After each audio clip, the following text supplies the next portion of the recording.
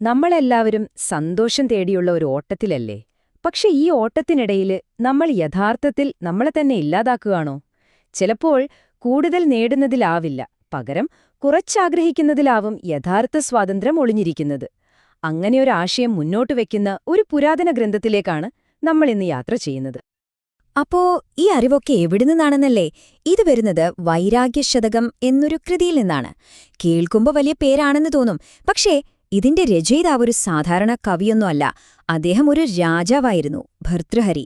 ലോകത്തിലെ എല്ലാ സുഖങ്ങളും അനുഭവിച്ചറിഞ്ഞ് അവസാനം ഇതെല്ലാം വെറുത്ത് സിംഹാസനം പോലും ഉപേക്ഷിച്ച് ഒരു സന്യാസിയായി മാറിയ ഒരാൾ. അപ്പോ അദ്ദേഹത്തിന്റെ വാക്കുകൾക്ക് അനുഭവത്തിന്റെ ഒരു കനമുണ്ടാകുമല്ലോ അല്ലേ? ഈ ചോദ്യം എവിടെയൊക്കെയോ നമ്മുടെ എല്ലാം ഉള്ളിലുണ്ട്, അല്ലേ? കൂടുതൽ നേടാനുള്ള ഈ ഓട്ടപ്പാച്ചിലിനിടയിൽ എവിടെ വെച്ചാണ് നമുക്ക് യഥാർത്ഥ സന്തോഷം കൈവിട്ടു പോകുന്നത്? ഭർതൃഹരി നമ്മളോട് ചോദിക്കുന്നതും ഇതുതന്നെയാണ്. ഒരുപക്ഷെ സന്തോഷത്തിന്റെ താക്കോല് നേടുന്നതിലല്ല, മറിച്ച് ഉപേക്ഷിക്കുന്നതിലാണോ? അപ്പോ നമുക്ക് ഈ വിഷയത്തിലേക്ക് കുറച്ചുകൂടി ആഴത്തിലിറങ്ങി ചെല്ലാം. ഭർതൃഹരിയുടെ കാഴ്ചപ്പാടില് നമ്മുടെ ഏറ്റവും വലിയ പ്രശ്നം അല്ലെങ്കിൽ ശത്രു എന്ന് പറയുന്നത് പുറത്തെവിടെയുമല്ല, അത് നമ്മുടെ ഉള്ളിൽ തന്നെയാണ്. എന്താണെന്നല്ലേ? അടങ്ങാത്ത നമ്മുടെ ആഗ്രഹങ്ങൾ. ശരിക്കും ഇതൊന്ന് ആലോചിച്ചു നോക്കൂ. എന്തൊരു ഞെട്ടിക്കുന്ന ചിന്തയാണല്ലേ? നമ്മൾ സുഖങ്ങൾ ആസ്വദിക്കുകയാണെന്ന് വിചാരിക്കും, പക്ഷെ സത്യത്തിൽ ആ സുഖങ്ങൾ നമ്മളെ തിരികെ ഭക്ഷിക്കുകയാണ്. നമ്മൾ ഓരോ ആഗ്രഹത്തിന് പിന്നാലെ പോകുമ്പോഴും നമ്മുടെ ഊർജവും സമാധാനവും കുറേശ്ശെയായി അത് കാർന്നു തിന്നുന്നു. അവസാനം നമ്മളൊരു നിഴൽ പോലെ ആയിത്തീരും. ഇതിലെ ഒരു വിരോധാഭാസം കണ്ടോ? നമ്മുടെ ശരീരം വയസ്സാവുന്നു, മുടിയൊക്കെ നരയ്ക്കുന്നു, പക്ഷെ നമ്മുടെ ആഗ്രഹങ്ങൾക്ക് മാത്രം എപ്പോഴും യൗവനമാണ്. ശരീരം ക്ഷീണിക്കുന്തോറും മനസ്സ് കൂടുതൽ കാര്യങ്ങൾ മോഹിച്ചുകൊണ്ടേയിരിക്കും. എന്തൊരു വിചിത്രമായൊരവസ്ഥയാണിത്, അല്ലേ? സാധാരണ നമ്മൾ പ്രത്യാശയെപ്പറ്റി നല്ല കാര്യങ്ങളല്ലേ പറയാറ്? പക്ഷെ ഭർതൃഹരിയുടെ കാഴ്ചപ്പാട് കുറച്ച് വ്യത്യസ്തമാണ്. അദ്ദേഹം പ്രത്യാശയെ കാണുന്നത് നമ്മളെ മുക്കിക്കൊല്ലാൻ ശേഷിയുള്ള കുത്തിയൊഴുകുന്നൊരു പുഴയായിട്ടാണ്. ഒന്ന് ചിന്തിച്ചു നോക്കൂ, എത്ര ശക്തമായൊരു ഉപമയാണത്! അപ്പോ ഈ പുഴ എങ്ങനെയാണ് നമ്മളെ അപകടത്തിലാക്കുന്നത് എന്ന് നോക്കാം. ഇതിലെ വെള്ളമെന്ന് പറയുന്നത് നമ്മുടെ അടങ്ങാത്ത ആഗ്രഹങ്ങളാണ്. ആ പുഴയിലെ തിരമാലകളോ? അത് നമ്മുടെ തീവ്രമായ മോഹങ്ങളാണ്. നമ്മൾ സ്നേഹിക്കുന്ന കാര്യങ്ങൾ, നമ്മുടെ ബന്ധങ്ങൾ, അവയൊക്കെ നമ്മളെ തന്നെ ഇരയാക്കി മാറ്റുന്നു. അവസാനം അറിവില്ലായ്മയുടെ ചുഴിയിൽപ്പെട്ട് നമ്മുടെ സമാധാനവും ക്ഷമയുമെല്ലാം എന്നേക്കുമായി നഷ്ടപ്പെട്ടു പോകുന്നു. അപ്പോ ആഗ്രഹങ്ങൾ മാത്രമല്ല പ്രശ്നം. ആഗ്രഹമുള്ളിടത്തെല്ലാം ഭയവും കൂടെ വരും. എന്ത് ഭയമാണെന്നല്ലേ? കിട്ടിയതെങ്ങാനും നഷ്ടപ്പെട്ടു പോകുമോ എന്ന ഭയം. ഭർതൃഹരി പറയുന്നത് ഈ ഭയം ഒന്നോ രണ്ടോ കാര്യങ്ങളിലല്ല, ജീവിതത്തിലെ സകലതിലും ഒരു നിഴല് പോലെ നമ്മളെ പിന്തുടരുന്നുണ്ടെന്നാണ്. ഇതൊന്ന് കേട്ടുനോക്കൂ. നമുക്ക് സന്തോഷം തരുമെന്ന് കരുതുന്ന ഓരോ കാര്യത്തിലും എങ്ങനെയൊക്കെയാണ് ഭയം ഒളിഞ്ഞിരിക്കുന്നതെന്ന്. നല്ല സുഖങ്ങൾ ആസ്വദിക്കുമ്പോൾ രോഗം വരുമോ എന്ന ഭയം, ഉയർന്ന സ്ഥാനത്തിരിക്കുമ്പോൾ എപ്പോഴാണ് താഴെ വീഴുക എന്ന ഭയം, കയ്യിൽ കുറേ പണമുണ്ടെങ്കിൽ രാജാക്കന്മാരെ, അതായത് സർക്കാരിനെ ഭയം, ആളുകൾ ബഹുമാനിക്കുമ്പോൾ എപ്പോഴാണ് അപമാനം വരുക എന്ന ഭയം, അധികാരമുണ്ടെങ്കിൽ ശത്രുക്കളെ ഭയം, സൗന്ദര്യമുണ്ടെങ്കിലോ പ്രായമാവുന്നതിനെ ഭയം, പുണ്യം ചെയ്താൽ പോലും ആളുകൾ അപവാദം പറയുമോ എന്ന ഭയം, അവസാനം ഈ ശരീരമുണ്ടെങ്കിൽ മരണത്തെയും ഭയം. എവിടെയാണ് നമുക്ക് ഭയമില്ലാതെ ജീവിക്കാൻ പറ്റുന്നത്? അപ്പൊ ഭർതൃഹരിയുടെ കണ്ടെത്തലിതാണ്. ഈ ലോകത്ത് നമ്മള് മനുഷ്യരുമായി ബന്ധപ്പെട്ട എല്ലാ കാര്യങ്ങളിലും ഭയം കലർന്നിട്ടുണ്ട്. ശരിക്കും ഒരു രക്ഷയുമില്ലേ? ഈ ഭയത്തിന്റെ വലയിൽ നിന്ന് പുറത്തു കടക്കാൻ എന്തെങ്കിലും ഒരു വഴിയുണ്ടോ? ഉണ്ട്, തീർച്ചയായും ഒരു വഴിയുണ്ട്.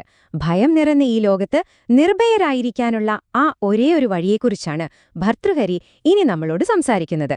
അതാണ് ഇതിനൊറ്റയുള്ള പരിഹാരം. ആ വഴിയുടെ പേരാണ് വൈരാഗ്യം, പരിത്യാഗം എന്നൊക്കെ പറയാം. ഇത് ചുമ്മാ എല്ലാം ഉപേക്ഷിക്കുന്ന ഒരേർപ്പാടല്ല, മറിച്ച് ആഗ്രഹങ്ങളുടെ പിടിയിൽ നിന്ന് നമ്മളെ തന്നെ സ്വതന്ത്രരാക്കുന്ന ഒരവസ്ഥയാണ്. ഭർതൃഹരിയുടെ അഭിപ്രായത്തിൽ ഭയത്തിനുള്ള ഒരേ ഒരു മരുന്ന് ഇതുമാത്രമാണ്. ഇവിടെയാണ് ശരിക്കും ഭർതൃഹരിയുടെ ചിന്തയുടെ കാതൽ കിടക്കുന്നത്. ഒന്ന് ആലോചിച്ചു നോക്കൂ. ലോകം നമ്മളിൽ നിന്നെന്തെങ്കിലും തട്ടിപ്പറിച്ചെടുക്കുമ്പോൾ നമുക്ക് ഭയങ്കര വേദന തോന്നും. പക്ഷെ നമ്മള് സ്വയം ഒന്ന് വേണ്ടെന്ന് വെക്കാൻ തീരുമാനിക്കുമ്പോഴോ? അത് വേദനയല്ല, അതൊരു ശക്തിയാണ്. ആ സ്വന്തം തീരുമാനത്തിലാണ് യഥാർത്ഥ സന്തോഷം ഒളിഞ്ഞിരിക്കുന്നത്. ഇവിടെ ഭയങ്കര രസകരമായ ഒരു താരതമ്യമുണ്ട്. ഒരു വശത്തൊരു രാജാവ്, മറുവശത്ത് ഒരു സന്യാസി. രാജാവിന് വില കൂടിയ വസ്ത്രങ്ങളുണ്ട്, പക്ഷെ മനസ്സ് നിറയെ അടങ്ങാത്ത ആഗ്രഹങ്ങളാണ്. സന്യാസിയുടെ വേഷം മരവുരി മാത്രം, പക്ഷേ മനസ്സെപ്പോഴും സംതൃപ്തമാണ്. അപ്പോൾ ഭർതൃഹരി ചോദിക്കുകയാണ്, യഥാർത്ഥത്തിൽ ആരാണ് ദരിദ്രൻ? ആ രാജാവാണ്. ആരാണ് സമ്പന്നൻ? ആ സന്യാസിയും. ഈ ചോദ്യം ഭർതൃഹരി നമ്മളെ ഓരോരുത്തരുടെ മുന്നിലേക്കാണ് വെക്കുന്നത്. ഒരു നിമിഷമൊന്ന് ആലോചിക്കാമോ? നമ്മുടെയൊക്കെ മനസ്സ് സംതൃപ്തമാണെങ്കിൽ പിന്നെ ഈ ലോകത്ത് ആരാണ് പണക്കാരൻ, ആരാണ് പാവപ്പെട്ടവൻ? നമ്മുടെ സമ്പത്ത് എന്ന് പറയുന്നത് പുറമേയുള്ള വസ്തുക്കളാണോ, അതോ നമ്മുടെ ഉള്ളിലെ ഒരവസ്ഥയാണോ? അപ്പോ ഇതിൽ നിന്ന് ഒരു കാര്യം വ്യക്തമാണ്. വൈരാഗ്യം അല്ലെങ്കിൽ പരിത്യാഗം എന്ന് പറയുന്നത് ഒരു നഷ്ടമല്ല, നേരെ മറിച്ച് അത് മറ്റൊരു തരം സമ്പത്തിലേക്കുള്ള വാതിലാണ്. ആർക്കും നമ്മളിൽ നിന്ന് തട്ടിയെടുക്കാൻ പറ്റാത്ത, കാലത്തിനു പോലും നശിപ്പിക്കാൻ കഴിയാത്ത ഒരു വലിയ സമ്പത്ത്.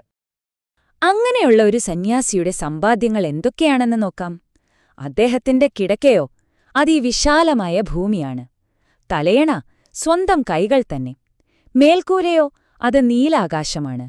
വീശാൻ ഇളം കാറ്റുണ്ട്, വെളിച്ചം തരാൻ ശരത്കാലത്തിലെ ചന്ദ്രനുണ്ട്. അദ്ദേഹത്തിന്റെ ഒരേയൊരു കൂട്ടുകാരി പരിത്യാഗം തന്നെ. ഇത് ദാരിദ്ര്യമായി തോന്നുന്നുണ്ടോ? അല്ല, ഇത് പ്രപഞ്ചം മുഴുവൻ എന്റേതാണ് എന്നൊരു വലിയ തിരിച്ചറിവാണ്. അവസാനമായി ഭർതൃഹരി നമ്മുടെ മനസ്സിലൊരു ചിത്രം വരച്ചിടുകയാണ്.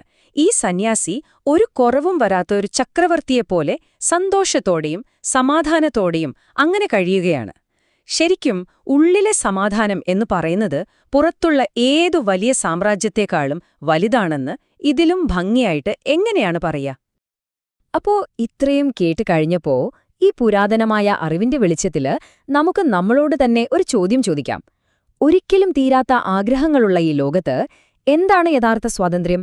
കൂടുതൽ കൂടുതൽ നേടുന്നതാണോ, അതോ എല്ലാ ആഗ്രഹങ്ങളിൽ നിന്നും സ്വതന്ത്രനാവുന്നതാണോ?